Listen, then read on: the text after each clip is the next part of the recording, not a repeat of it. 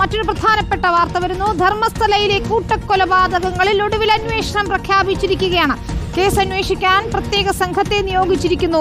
കർണാടക സർക്കാർ പ്രണബ് മോഹന്തി IPSന്റെ നേതൃത്വത്തിലുള്ള 4-അംഗ സംഘം അന്വേഷിക്കും. വിവരങ്ങളുമായി ദീപക് മലയമ്മ ചേരുന്നു ധർമ്മസ്ഥലയിൽ നിന്ന്. ദീപക്, ഓരോരോ സത്യങ്ങളായി നമ്മൾ ഉൾപ്പെടെയുള്ള മാധ്യമങ്ങൾ പുറത്തു കൊണ്ടുവരുമ്പോൾ SIT രൂപീകരിക്കാൻ നിർബന്ധിതമായിരിക്കുന്നു കർണാടക സർക്കാർ എന്നതാണ്. ഏത് രീതിയിലായിരിക്കും അന്വേഷണം?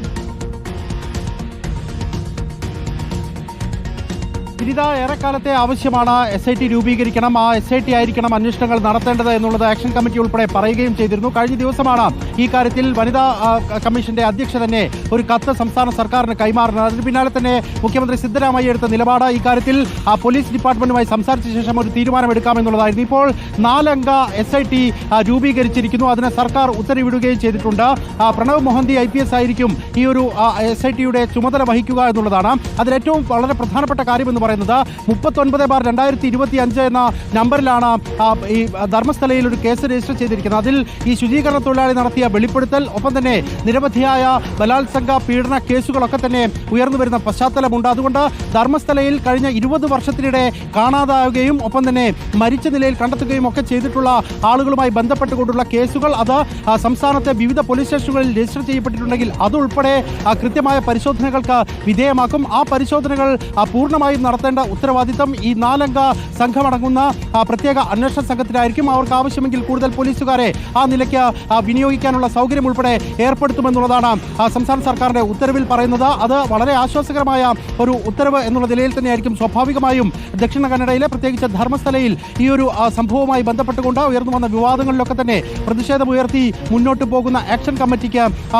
പറയാനുണ്ടാവുക എന്ന കാര്യത്തിൽ തർക്കമില്ല. എന്തായാലും SIT രൂപീകരിക്കണമെന്നും ആ SITയുടെ അന്വേഷണം വന്നാൽ മാത്രമേ സത്യം തെളിയൂ എന്നുമുള്ള നിലപാട് അത് സർക്കാർ ഈ ഒരു ഘട്ടത്തിൽ അംഗീകരിക്കുന്നു എന്നുള്ള സാഹചര്യം രൂപപ്പെട്ടിട്ടുണ്ട് എന്നുള്ളതാണ്. ഇനിയിപ്പോൾ 20 വർഷത്തെ കണക്കുകൾ അത് വിവിധ പോലീസ് സ്റ്റേഷനുകളിൽ നിന്ന് ശേഖരിക്കേണ്ടതുണ്ട്. പ്രത്യേകിച്ച് ധർമ്മസ്ഥലയുമായി ബന്ധപ്പെട്ടുകൊണ്ട് 39/2025 എന്ന് പറയുന്ന ഒരു FIR മാത്രമാണ് നിലവിൽ നിലനിൽക്കുന്നത്. അതിനപ്പുറത്തേക്ക് ധർമ്മസ്ഥലയുമായി ബന്ധപ്പെടുത്തുന്ന അല്ലെങ്കിൽ അതുമായി കണക്ട് ചെയ്യപ്പെടുന്ന മറ്റ് കേസുകൾ എവിടെയെങ്കിലും ഉണ്ടെങ്കിൽ, പുതിയ പരാതികൾ ആ നിലയ്ക്ക് ഉയർന്നു വരുന്നുണ്ട് എങ്കിൽ ആ പരാതികളൊക്കെ തന്നെ പരിഗണിക്കുന്ന സാഹചര്യത്തിലേക്ക് കാര്യങ്ങൾ എത്തുമെന്നുള്ളതാണ്. ഒരു വനിതാ ഉദ്യോഗസ്ഥ കൂടി ഈ SIT ടീമിലെ 4-അംഗത്തിൽ ഉൾപ്പെടുന്നുണ്ട് എന്നുള്ള പ്രത്യേകത കൂടിയുണ്ട്. പ്രത്യേകിച്ച് നമ്മൾ നേരത്തെ തന്നെ കണ്ടതാണ് ഒരു 17-കാരിയുടെ മരണം. ആ മരണത്തിൽ ഒരു തെളിവുമില്ല എന്ന് പറഞ്ഞ കേസ് ക്ലോസ് ചെയ്യുന്ന സാഹചര്യമുണ്ടായി. ആ ഘട്ടത്തിൽ ആ അമ്മ വിതുമ്പിക്കരയുന്നത് ഉൾപ്പെടെ നമ്മൾ പ്രേക്ഷകരിലേക്ക് എത്തിച്ചതാണ്. അനന്യ ഭട്ടിന്റെ കാര്യത്തിലാണെങ്കിൽ CBIയിലെ സ്റ്റെനോഗ്രാഫറായിരുന്നു അവരുടെ അമ്മ. അവർ നൽകിയ പരാതിയിൽ പോലും കൃത്യമായ ഒരു ഇടപെടലില്ലാതെ പോയ സാഹചര്യമുണ്ട്. അവരുടെയൊക്കെ പ്രതികരണങ്ങൾ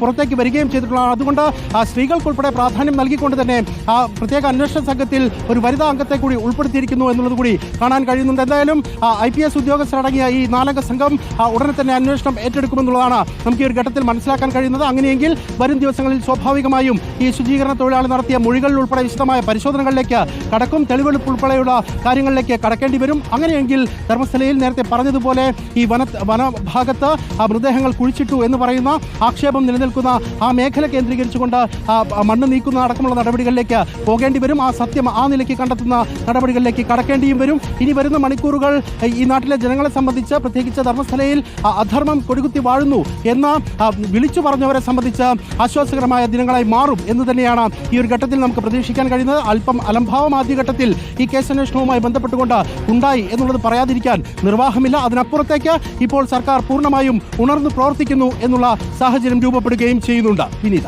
ശരി, ഒടുവിൽ സത്യങ്ങൾ പുറത്തു കൊണ്ടുവരാൻ SIT രൂപീകരിച്ചിരിക്കുന്ന ദീപക് മലയമ്മ ധർമ്മസ്ഥലയിൽ നിന്ന് കൂടുതൽ റിപ്പോർട്ടുകളുമായി എത്തും.